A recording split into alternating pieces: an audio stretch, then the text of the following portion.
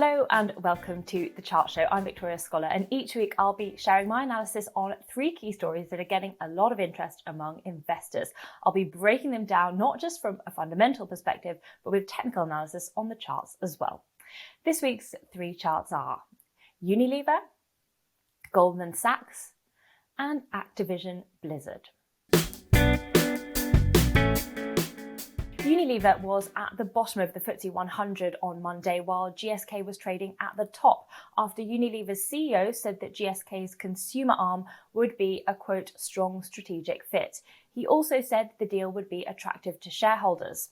It comes after GSK rejected three offers from the consumer goods giant, including the latest £50 billion approach.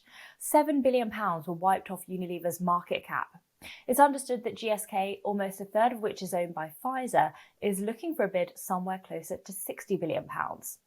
Last year, the large cap UK stocks mostly missed out on the M&A boom. However, this deal, if it happens, would be one of the biggest ever London-listed deals and the largest globally since the start of COVID-19.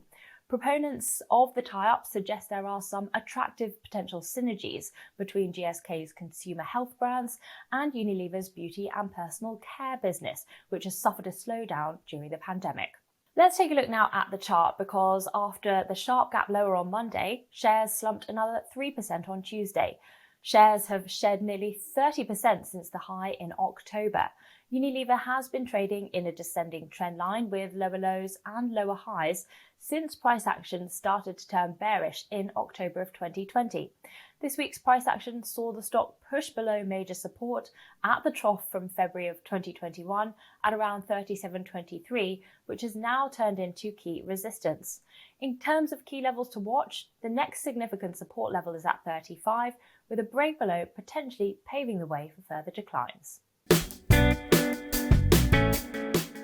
Shares in Goldman Sachs fell sharply on Tuesday after earnings per share hit $10.81, falling short of analysts' expectations.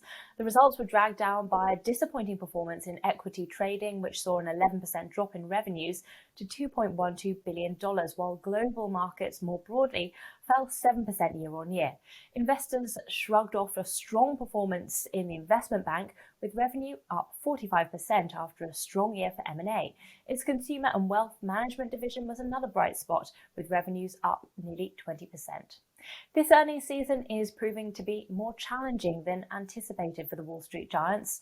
Amid the backdrop of rising inflation and a hawkish Fed, sentiment has been positive towards the sector at the start of 2022. However, these results have taken the wind out of the sails of the likes of Goldman Sachs and JP Morgan, with shares giving back their New Year gains. Let's take a look now at the chart of Goldman, because the stock has lost around 7% in Tuesday's session, extending losses after a difficult few days of trade. After a strong uptrend between October of 2020, just before the vaccine was announced, until November of 2021, shares have started to undo some of those gains, with the stock declining by around 17% since the peak. After pushing below 400, it looks as though the next major support levels are at 350 and 320, with a break below these levels potentially catalysing further declines. However, given the size of this week's move to the downside, price action could be looking a little bit overextended, with a possibility for some kind of retracement if overall market sentiment picks up. It's been a tricky week for markets in general, with rising yields denting risk appetite and investor optimism on expectations of higher rates from the Fed. Activision Blizzard shares surged as much as 30% at one stage on Tuesday after Microsoft announced plans to acquire the gaming company behind Call of Duty and Candy Crush. The all-cash deal, which is for almost $70 billion, could become the largest M&A deal in tech history and Microsoft's biggest deal to date. Its current largest acquisition is LinkedIn for $26 billion. However, there are likely to be antitrust hurdles ahead, with regulator concerns about the sheer size of the transaction that could be detrimental to competition. Microsoft CEO Satya Nadella said the investment will, quote, usher in a new era of gaming.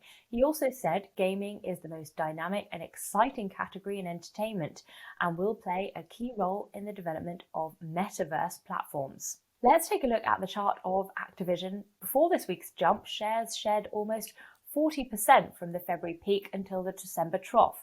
Tuesday's huge jump higher saw the stock gap and break above the 50% Fibonacci retracement level. The stock touched highs not seen since July, but retreated from session highs. In terms of key levels, look for support at $80 a share, with the next resistance levels at around $88 and $90.